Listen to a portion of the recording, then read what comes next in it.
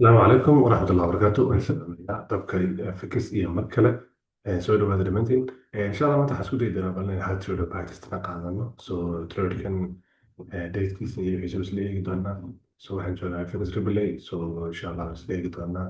Tradekan waxa weeyaan Euro JBUSD weeye. JBUSD waxay sameynaysaa train lagu taqaana train. So laakiin waxay waddaa maalmo dambeysay inay ku jirto consolidation. So consolidation haddii ku jirto oo mustaqbal waxaa yaala fair value gap ayaa yaala xaggan bidixdeena fair value hoosteena fair value gap ayaa yaala halkan fair value gap ayaa halkan qaana fair value gap kale ayaa yaala oo dhinaca laga soo celiyo price double baan kasoo sameeyey. So let's see dana euro USD iyo dana USD maxaa dhex yaala. So euro USD waxaa aragtaa inay dana joogta fair value gap kan daily-ga oo mustaqbalna sidii euro JBUSD oo kale waxay ku jirtaa bull trend mataqaanaa halkan waxaa ku jira fair value gapkan mataqaanaa bearish fair value gapkan baa yaala.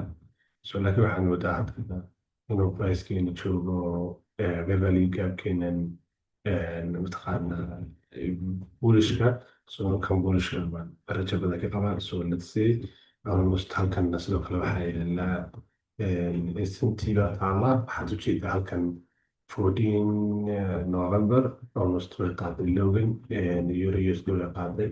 So laakiin JBB USD iyadoo maysan qaadin 14 November logeedii maysan qaadin. So that means halkan SMT bay noo taala. So maadaama halkan SMT noo taalo so daily baynu joognaa soo maran dhalet to the 5 minute-ka almost waxaad ujeedaa halkan inuu pricekeena sameynayay halkan haysano 1 hour-keena waxaan haysanaa 1 hour-keena fair value gapkeena daily-ga ahaan waxaan inuu dhex taalo wali SMT. So maadaama halkan SMT noo taalo waxaan eegi doonaa entry-geena. So let's see 4 hour-keena eegno. So 4 hour waxaad ujeedaa inuu isagana jiro yellow 4 hour fair value gap 4 hour SMT inay dabada ku haysano. So let's go 15 minutes aan eegno waxaan ka helnaa 15 minutes. So waxaad ujeedaa 15 minutes-ka in halkan ay sameynayso saacadkiisa fiican oo loo qaaday rajaynaya. Halkan waxaad ujeedaa inay sameynayso pricekeena kuseeyo price bullish uu sameynayo almost wuxuu yimid halkan koob-iyo-labaatankii bisha pricekeeni haddeerna waxaan joognaa 22 bisha. So waxaad ujeedaa inuu pricekeeni yimid oo haddana ka kacay dabeetana kusoo laabtay oo haddana ka kacay. So inagoo waxaas oo dhan usii jeedna waxaan u baahannahay inaan haddana entry-geena helno. So waxaan sugaynaa inta ka hadhay 8 lanta waxaa iska dhamaado. So waynu play garaynaynaa waxaanu kala soo qorano. So 15 baynu play garaynaynaa. Let's see 15 baynu play garaynaynaa. So maxaa dhici doona eegana insha Allah. Okay 15-keeda waxaan sugaynaa markaa ilaa laga gaarayo 8:30. So let's skip almost halfway was 7:40 15 30 45 45 aynu joognaa biiraha. So haddana maxaa dhacday halkan maxaa ka dhacay inuu pricekeeni yimid breaker bloggan inuu pricekeena kusoo laabtay breaker bloggaas almost breaker blogga markuu kusoo laabtay pricekeena lagu target garaynayo external range-ka. So 1 hour-kiisina eegana 1 hour maxaa dhex yaala. So nothing 1 hour waxaa ma dhex yaalaan 4 hour-ka maxaa dhacday 4 hour-kana nothing else waxaa dhacay ma dhex yaalaan 4 hour-kana. Let's see 15 minutes-keeni ugu noqonayna insha Allah. Okay 15 minutes-keeni waxaynu sugaynaa entry-geena si aynu u helno immediate inaynu helno laba shay inaynu helno inversion-kan si aynu uga raacno halkan inversion fair value gap inooga dhaco oo fair value gap kalena invert gareeyo almost waa la invert gareeyey.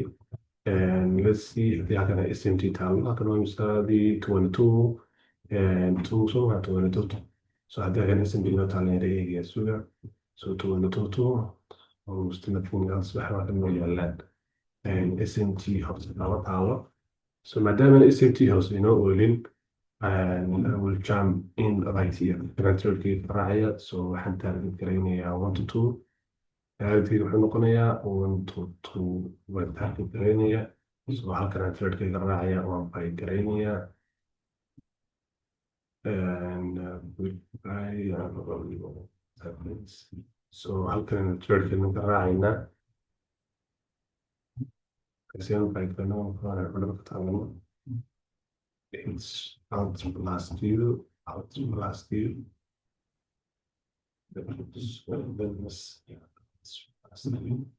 okay never mind so waynan areadan ka raacno bay rabnaa inversionkaasi dhacay inaynu kasii buy garayno so wax kale aynu uga baahan nahay areadan hadda joognaa ma jirto so let's keep on and see skip garayna price gainers